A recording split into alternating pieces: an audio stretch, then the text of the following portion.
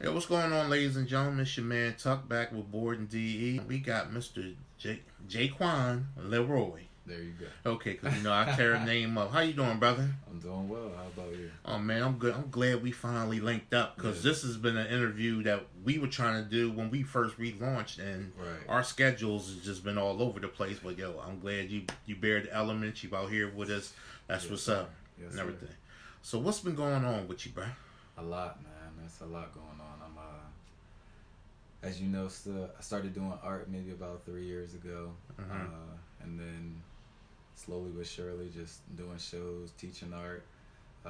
My latest accomplishment, something to celebrate, is my residency with the Art Museum, the Delaware College of Art and Design, and the Chris White Gallery. So Okay, well, I'm intermingled with congratulations all on those that. spaces. Thank you. Thank you. Okay.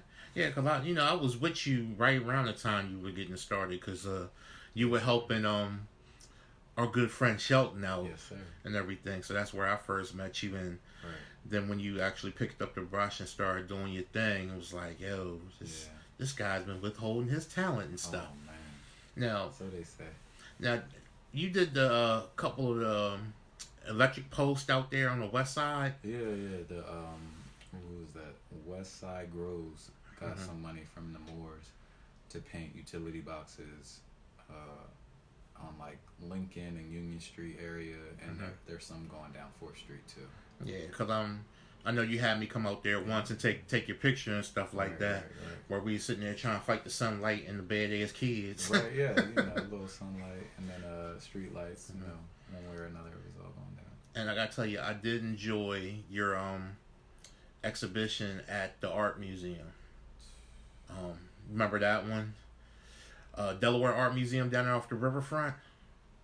Oh wait, the Cause I'm going way back when you first started. You had an exhibition or something, and it was like that. It looked like a child's play area or something. It was a the Delaware Children's Children's Museum. Delaware. Yeah, Yes. see, I had to mess it up Yeah, and stuff like that. thank you. Yeah, so they you know, again, I was teaching art, so they got wind of me, and they the director there, her name is Jen Bush, and she actually brought me in. Well, no, she didn't bring me in. Someone else brought me in. God just works mysterious ways. I got connected through to that to teach art there, and then I met the director Jen Bush, and she loved me. You know, she said she really wanted me to put some artwork and put an installation in there. So actually, that's a permanent installation, so it's still there to Oh, this day. it is. Yeah. Oh, okay, that's what's So up. you know, a little bit of teaching moment there. So Mhm. I have a little plaques around my art that talk about abstract art, original art, Hmm. copied art. You know, I'm planning on adding to that soon. Maybe talking about portraiture and those types of things. So Yeah, because I was going to ask you where does your style lie with your art and everything? yeah, my style is, I mean, defining yourself as an artist and defining your style as an artist is an art itself. And so I would say I'm somewhat of an expressionist in, you know, just the way that I paint, Hmm. but it's also impressionist in the way that I paint. Right. But then I also consider it abstract as well. When I first started out, I was doing a lot of portraiture, Hmm. where I still do portraiture now, but I'm just starting to kind of blend those two ideas together. Between, all right, I want this to be a portrait, but I want some stuff to also be popping off in the background. So Right. And the thing I love about your work is that you could definitely see a Leroy painting and be like, yeah, I know he did that, because everybody else seems to, like, they gravitate to one certain style or era, hmm and you can't really tell. Like, I could walk by and be like, yo, that's his. wow, That's his. that's the it was for me initially. I I wanted to do hyper realistic um, paintings, you know, like those paintings that look like a picture. Hmm. Like that was the goal, but it just didn't quite work out, and so I would just keep at it, like or on the same canvas, just keep Hmm. on over and over and over again, Hmm. and then I can't remember if it was my mom or one of my sister's friends was just like, you gotta, it's good, just leave it right there, don't add nothing else to it, and I was like, all right, And so that happened with a lot of my first paintings. Mm-hmm. And then my sister's friend, her name's Shernay. That was my first exhibition that I had. Was in her boutique that she had on Market Street, Shernay Altavis. And it was for Art Loop, and it was cool. Like, I was not really knowing what to expect because I wasn't a painter. I was just a guy who had this outlet. You know? It was more like a hobby at that time, and then more and more people just wanted to work with me, wanted me to be working with their organization or group or whatever the case may be. So. Yeah. And I remember that exhibition because she makes the custom jewelry and everything. Her piece is awesome. I'm definitely going to try to get her up here and everything. Right. But yeah, I remember that, man. I remember that. And you actually had one picture that I definitely like. It was Juice with the vegetables and stuff, where you had the characters that were in the movie. You had them painted like that. It's a funny story behind that. So when that originally was a painting that I did as a mock-up for the Wilmington the utility box project with Westside Groves. Okay. So they came to us and they were like, well, we want all of the boxes to be about healthy lifestyle. And I'm like, okay, that's cool, but we still in the hood. This is Wilmington, so they should have some essence of where we are. Right. And so I had the idea. I was like, wouldn't it be nice if we did like exactly what I painted? And so I did, like, I got, the picture of Tupac and all the rest of the characters, and I painted them inside like the little fruit faces. Right. But they didn't want it. And for not the reason I thought. They didn't want it because Nemours basically was saying, well, we don't really want to promote juice drinking because it's not healthy, because it's all sugar. So the fact that it was about the movie Juice and Tupac, and because I thought that for sure they was going to be like, we can't have this movie with people killing people and all of that stuff. But it was a total different reason. That wasn't even on their radar. It was like, we just don't want to promote juice drinking because it's not good and it's too much sugar. So they were like, if you can change it to eat instead of juice, I was like, I can't do that. Because then the hood gonna be like, what are you talking about? Eat, right? You know, it just wouldn't make sense. So I ended up going with the Past the Peas theme, and I submitted that, tribute to James Brown, and then also, and promoting people eating their vegetables. So it all worked out. That was a good piece too. That was a good piece. And another piece that I like is the side profile you have of Prince. Yeah. I know it's got to be a story behind that one. Man, when Prince died, man, that was like, I wasn't like, I mean, I'm young, so I'm only 32. So I can't really be a hardcore, Prince fan, because I wasn't, back in the day when he was really doing his thing. But hey, brother, a fan is a fan, regardless if you got 1 year or 30 years in. Yeah, and that was me. Like, I was a new fan to his work, and I was really sad when he passed, and I was, very new to painting, and I just did the best tribute I could do with my craft. Everybody did, their own different thing. I saw a lot of people did portraits, but I just had to make mine. And your portrait is your portrait. And for those that are going to watch the video, I'm definitely going to have, your pictures up there so they can see what we're talking about. And those of you that's listening to the podcast, you're just going to have to go ahead and check out his website, which I'll have him announce that below, and also his Instagram and any other social media you can find this brother at. Absolutely. But getting back to your work, it was another piece that you did, and it kind of touched me because I was going to photograph the guy before he got taken away. Right. And that's Mr. Bobby Dimes. Yes.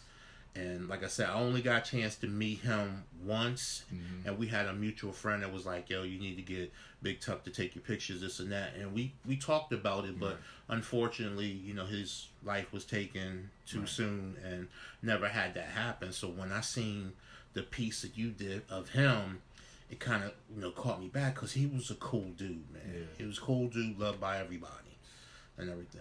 I think the hardest thing for me about that portrait, and the reason why it came to be, was because I never got to meet that person. I never met him. Like, I would see him out, and for me, coming up in Wilmington, It was like, you don't really, if you don't know somebody, y'all just don't speak. It'd be like, y'all from the same town. I could see him in Florida, and it'd be like, oh yeah, what's up? Because we're from the same town. Right. But when we here, for some reason, we wouldn't speak. And so I never had the opportunity to work with him or to, get a chance to, do an album cover or something like that, which was a goal of mine at the time, working with just other music artists. So when he passed, I was just, felt moved just to tribute him in that way. And, it was just a really shocking thing. Like, I remember I was working at Amazon at the time, and Shelt actually called me and told me about it, and I was taken back, and I think I painted that in 4 days, and I gave a copy to his actually got it scanned and gave a copy to his mom, and I gave her a couple prints because I know he has some children too, so right, just to try to show them that, you know what I mean, he was definitely worthy of that and more. Yeah, he was definitely a good dude and everything.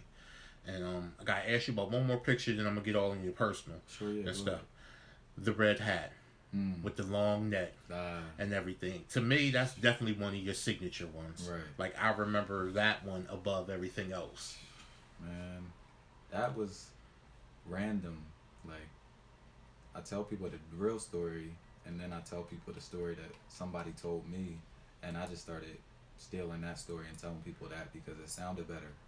But I was in the fashion. I went up to Fashion Week, and you after Fashion Week, you looking at all the pictures on social media and everything like that, and I saw this guy who had he had just a picture, a side profile with the hat hanging off the back of the head, and it reminded me of me, but it was in my mind I was painting it of him. You know what I mean? I was just trying to paint him, but it was just so much came out of me with that piece in terms of that I didn't even understand at the time until somebody read it back to me, and it was like, yeah, I can see you coming out of the darkness, and I was like, yeah, you kind of hit the nail on the head, and I never thought about it that deeply, but I was in depression when I started painting in general.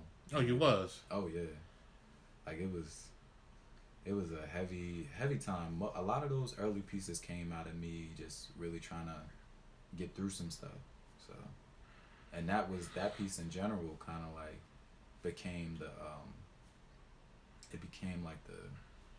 my title piece. It just became that one that just kind of said everything that I needed to say. So it's a strong piece. It's definitely a strong piece. Now, getting back to you, and let's talk about this Delaware art scene that seems to some people, they think it just blew up, but we seen this coming. Right. We seen this coming for at least the last several years. Right. And we got certain artists that everybody gravitates to, but there's a lot of great artists such as yourself and Aleem and everything like that are doing good work and stuff. Right.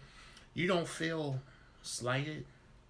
How we're down here in Delaware as a cliquish state, and you're kind of a private dude, right? So you're not out here running the streets and hitting up every club and stuff, so you may not fall into the cliques that other people have that they either grew up in or they we met at the club or whatever and stuff like that.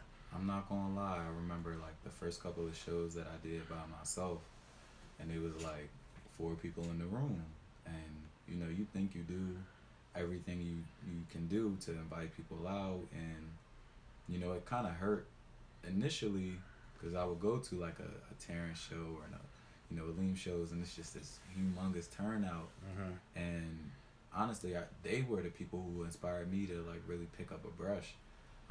I had been going to school for art or for advertising, and so I had to do art, but then seeing their Color Brothers exhibition, it made me want to do it, maybe for the right or wrong reasons, trying to get acknowledgement from people and things like that, but all in all, it turned out to be me just using it as a form of expression. But back to the whole click thing, I mean, I just kind of take it for what it is, but at the same time, it allowed me to be focused on what I could do and what I could offer, before I was even doing art and even the stuff I was doing with Sir Legacy, Mm-hmm. I was working with young people. I worked in after school programs. I worked for Brandywine School District, and I ran an after school program at Mount Pleasant, between there and Edgemore. So I had that on my resume, and that's what helped me get into like Delaware Children's Museum. Okay. So for what God has for me is for me, Mm-hmm. you know. So I learned that it is no point in looking at what other people's successes and trying to compare myself, because I mean I'm ultimately gonna get what's mine. So Right. it is what it is. And plus, when you start comparing yourself to other people, you don't know what journey they took. That might be Absolutely. their moment. Right. And if you spend too much time comparing yourself, you're gonna miss your moment. Absolutely. So I feel you. I feel you. Especially being an artist, you really get to the point where you like, yeah, I think I'm putting out good work, but it's just not the public's not receiving it. Mm-hmm. I had to stop looking at numbers and just Right. keep going forward and everything Right. like that. So I feel you on that. Yep. And what would be your advice to any other young artists trying to come up and do their thing, especially in a small city like Wilmington? I see. Like the funny thing is, like I just did an exhibition with Chris White Gallery, Mm-hmm. and it was Dominique Gaines. He was the owner of Daily Bread that was on 4th Street that burned down. Okay. And I just met his one artist who went to DCAD and just dope work. Like work is just crazy attention to detail. His name is Freddie. I'm not Freddie Reyes. Mm-hmm. Don't quote me on that last name. You see, I tried to muddle it out. But his name is Freddie, Mindless3000 on Instagram, Mm-hmm. and he actually was just like really dope to me, and I like just the detail that he puts into his work is crazy. And I had never met him, and it was blowing my mind because I feel like I had gotten to a point where like, yeah, I know everybody. I know this person, that person, Right. this person, but there's still so many people that are coming up and are making things happen. And so what my advice would be is just it's the same thing I eventually had to say to myself, which is focus on your own self. Mm-hmm. If you, like you said, if you putting your attention and energy into what other people have going on, you're gonna miss yours. Right. And ultimately, for me, it was a benefit that I had another niche within art. Mm-hmm. I was an artist, but I'm also an educator. Okay. So, it's art is always going to be one facet, but don't you don't have to pick that one thing. And I feel like, especially as an artist or as a creative, people often are telling you like, well, you have to pick. Like that'd be like for you. Well, Mm-hmm. you can't be a photographer and a podcast host. You got to pick one. Right. But it's just like, nah. Like I enjoy both of these. How can I make them work for each other? Right. And I found an ability to do that. Like I enjoy working with young people. I enjoy helping people learn, and I also enjoy creating things. And so I was able to make those things work for each other. Mm-hmm. And then now I'm still trying to tap into other stuff, but it's never gonna be. It's hard to just have that one thing in your pocket. Right. Because people always gonna want.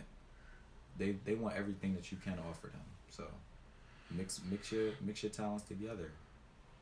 And that's about the best thing I would say I could tell them as well, because it can definitely get to a point where you get frustrating. And Mm-hmm.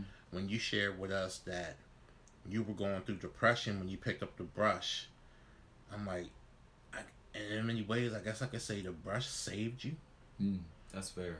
That's accurate. Because when they talk about depression, us as black men, we're raised that we gotta be strong, that we can't show, Right. a softer side. So we lose a lot of brothers through depression because nobody wants to talk about it. The fact that you found yourself in a dark place and was able to grab a brush and find a medium to help you get out of that, Right. that speaks volumes, and you can see it in your work. Yeah. Thank you. Even now that we're years from that, you can still see the passion and everything in your work, and that's what I love about your work. Thank you, man. It was life, as usual. I had gotten to this point where I felt like things was moving on the up and up, and then I kind of derailed myself. I was working for a school district, but it was grant funded, so it was almost on its way out. I was like, well, let me just get off this train right here and try to figure something else out, because working with I don't know what you know about community service, but it's work on top of work, because your heart is in it for the people, but then you feel like sometimes you just being like drained from the top, because it seems like whatever you do is never enough. Yeah, and sometimes that was like the people directly above me was just like, this isn't enough. But then sometimes it was like you doing all you can and people still struggling, and people still dealing with their drama and everything else. So like I said, I tried to go back to school at the time, and it was rough because I wasn't making the same money I was used to, and I was pulling on an entirely different skill set that I had some sense of security in, but not a whole lot. Okay. And I was defining myself based on what I saw around me. And my contemporaries are real, like James Wyatt, Aleem Smith, Terrence Vann, Craig Washington.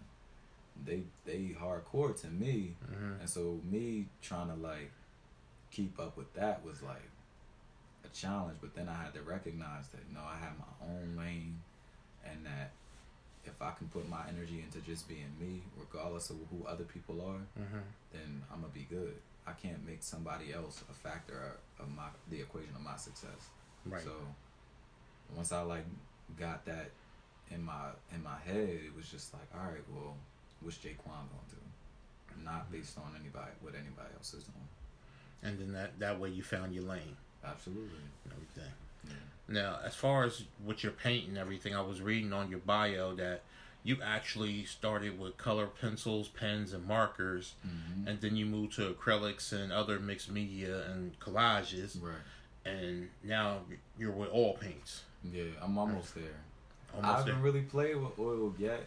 It's like I bought it, but it's just like a whole nother animal that people look at my work and already think it's oil. And so it's like, nah, I really want to like master this acrylic before I dip into oil. And I know a lot of people will paint acrylic as like a back, sort of like a first layer, a base layer, and then they'll paint oil over top of it.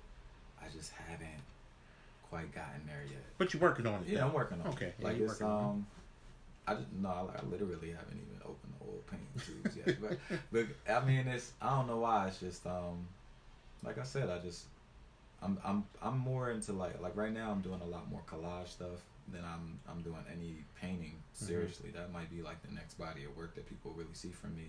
Okay. Is some collage stuff, or like a collage of paintings and collage and photography, a little bit of that too. So like I'm trying to be some like my own little curated exhibit. So. Hey man, might as well, man. Right. Shoot, somebody else is out here doing it with less talent, so you might as well go ahead and do it with your talent. Thank you, man. And everything.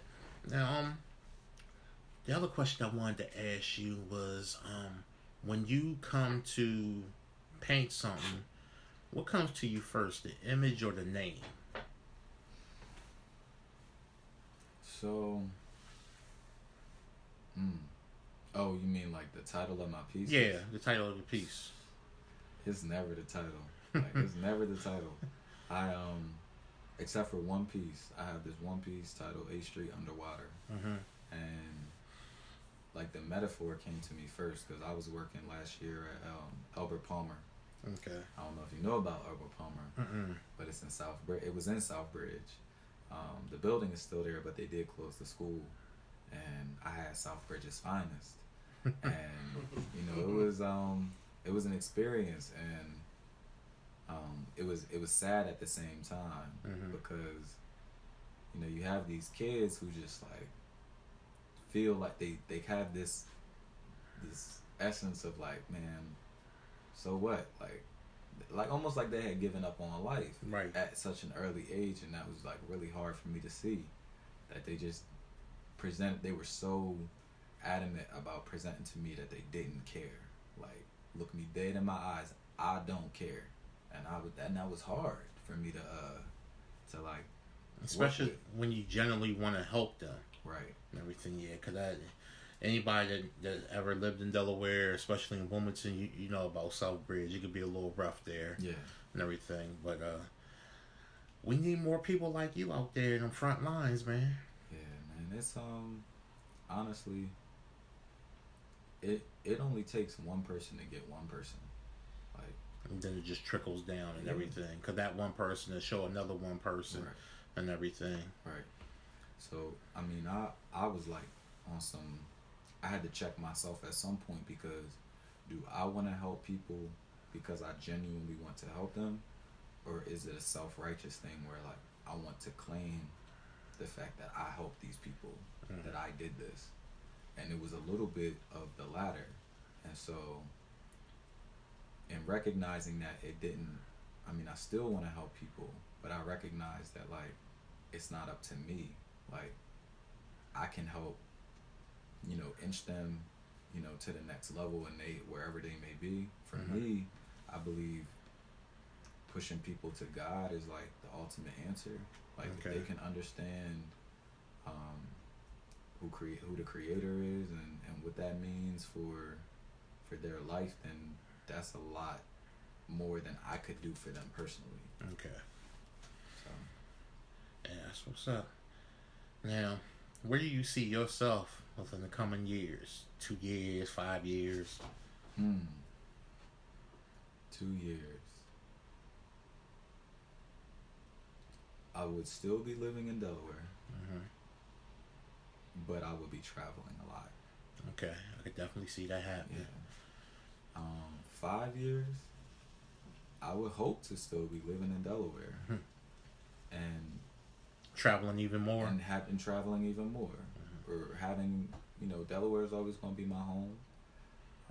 Because you got a strong family here. I do have a strong family here. Yeah, because one of my first places of having my first adult drink is at your family's bar. Yeah, that's the legacy, man. And Leroy, my grandfather is not. I mean, it makes me really strive to be great. Like, granted, yeah, that's my grandfather, so I know him. Like I know he's good. You know what I mean? But of course, we all got our stuff with us. Right. But I can't say that man is anything short of great. And he tells me the stories over and over again about how he grew up in Atlanta and raised by his grandparents and only had a 3rd grade education and moved up here with some change in his pocket, less than $1 in his pocket, and made himself in this town. And yeah, because his name is strong. Like, you haven't did a Delaware bar crawl unless you've been to his bar. right, Like, if you can't say you was raised in the hood or in the suburban hood and ain't never been to Leroy's. yeah, If you ain't never been to Leroy's, you need to shut up. You ain't hood. yeah. It rings bells, and I never had to, it never had to get me out of trouble. But when people would find out, like, that's your grandfather, it was just like that, a reaction of like, Cause that's what I did yeah. when me and you was talking and you told me, I'm like, for real? You was like, Tuck LeRoy, Right. I'm like, oh damn, didn't even put that together. Yeah, man. He as a matter of fact, a funny thing, I ran into him at the bank today, and he handling his business. You know what I mean? And I mean that's another level of inspiration.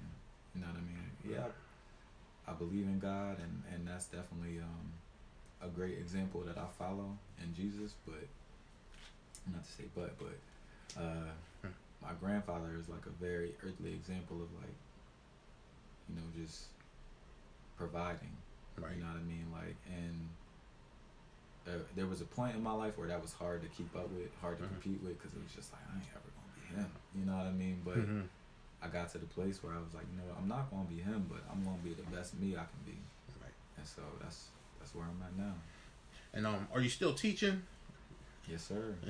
So do you teach art and everything like that? Yeah. So with the position I have with the art museum, it's a three-way partnership between the Delaware Art Museum, the Delaware College of Art and Design, and the Chris White Gallery. And so I teach art with the Delaware Art Museum to students from Kumba once a week.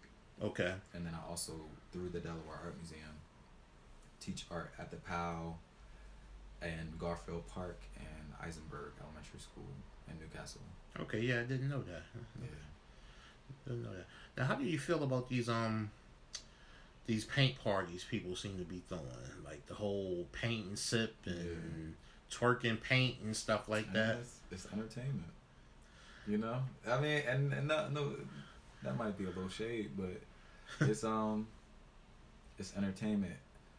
And it pays artists. Like I've thrown a couple paint and sips and paid a bill myself, so I get it. Yeah, because to anybody that does those, we're not throwing shade. I just gotta ask, because you know people are coming out the woodworks with, like, every week I hear about a paint and sip, paint and twerk, paint and throw, or whatever and paint stuff. And so puff and paint. Yeah. It's all kinds of stuff that people are doing. I mean, that's cool. I would like for more people that do those types of events that are maybe outside of the art community, to not just do it as a niche or something to do, but like it's real live. Really get people into the art. Yeah. If now, initially it was a lot of people I would see that they would just like get the materials and they would just have their paint party. But then I did see a lot more people starting to actually hire artists to host the paint parties, which I can't really be mad at, because that gives us an opportunity to actually get paid. Right. So, and we know as artists, it could be a long time between paychecks, especially if you don't have a 9 to 5. Exactly. It could be a long time, and trying to sell artwork is almost like pulling teeth, because you almost don't want to put anything online to sell, because people will be pirating your shit. Absolutely. They'll be walking around with a t-shirt with your graphic on it. You'd be like, what the hell? Yeah, my Terrence posts on that about that like all the time. Somebody went from here or there, did something. Yeah, because I seen his one where it had it was like self-awareness or something like that, and somebody's printing shirts and everything like that. It's like, in some other country or something like that. And I mean, it comes with the territory. And so, you know, I work with a really good guy who does my so whenever I get something scanned, I don't take like a picture of it. I actually take it to a guy who does like the trademarking and all of that stuff like that. So he just registers with your Library of Congress and everything like that. So that's definitely good, because that's one thing as an artist, you get so consumed with the art, you forget that there's a legal aspect behind stuff too. So.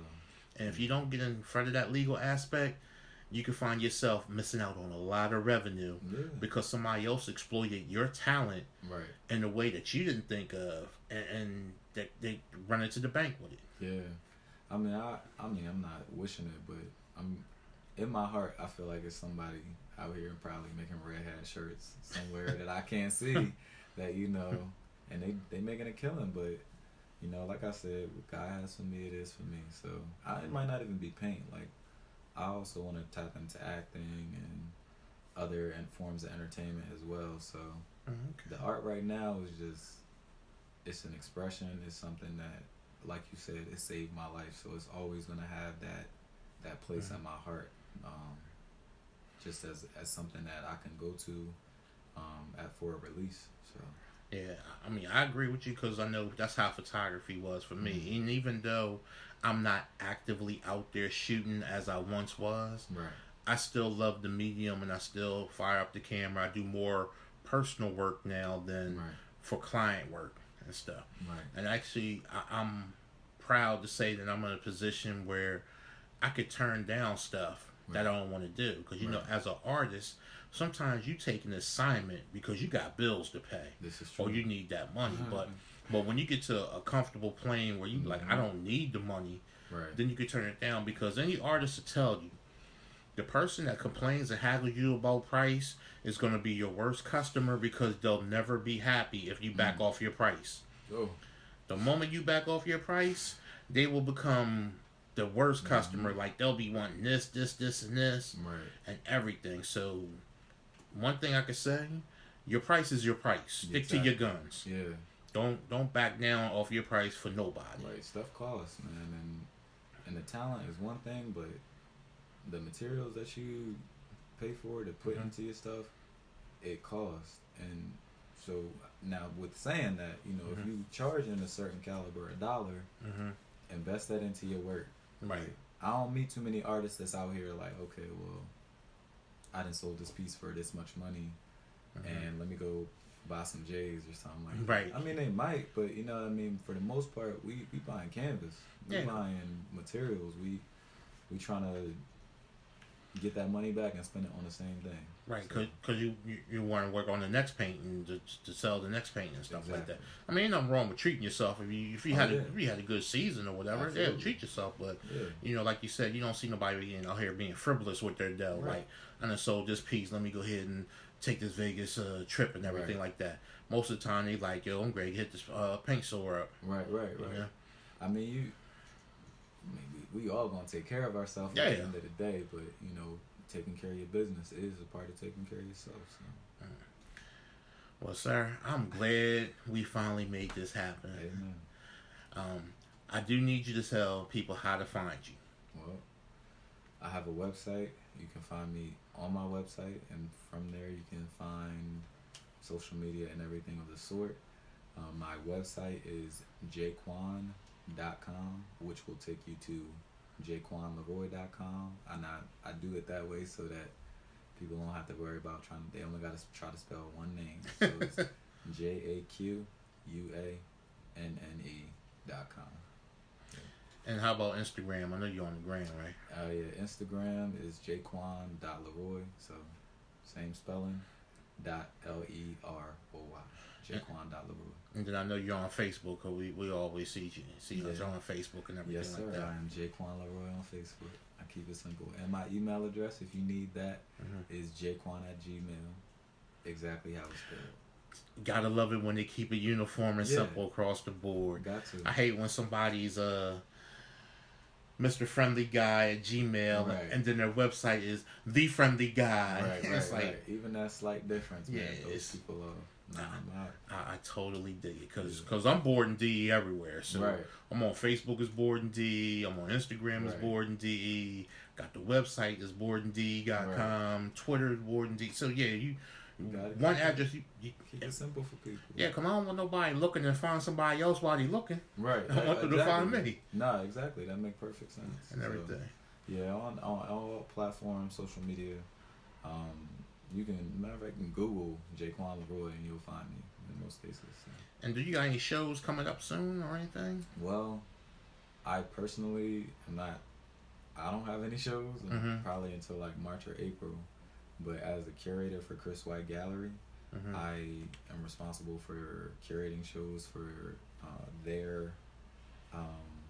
their gallery space, as well as for the Delaware College of Art and Design. Okay. So I don't personally have shows, but I am curating a show right now with Chris White for Seven God, which will likely be for January Art Loop, first or second Friday in January. Okay. So. And when you have your shows come up in March, please let us know here at BOREDinDE so we can, put it on our site and share it out and everything, because we're all about spreading the word for any local talent. Yes. And I didn't mention it in the podcast earlier, so I'm sorry about that. But this brother is born and raised here in Wilmington, Delaware. Born and raised, and that's funny because I'm starting to meet so many people that's just not from here, and I feel like I should know everybody, because the only people who live here are people from here, but there's a lot of people creeping in from all over, and that's beautiful. But I definitely am always trying to big up the people who came from these streets. So. Well, that's what's up, JaQuanne, man. I appreciate you coming through and everything. I appreciate you. And we'll go ahead and wrap this up, folks. As always, subscribe to the site, like the page. Let me know what you're thinking of the podcast. New episodes come out every Thursday. And this is your man, Big Tuck, from BOREDinDE. Peace. God bless. Awesome.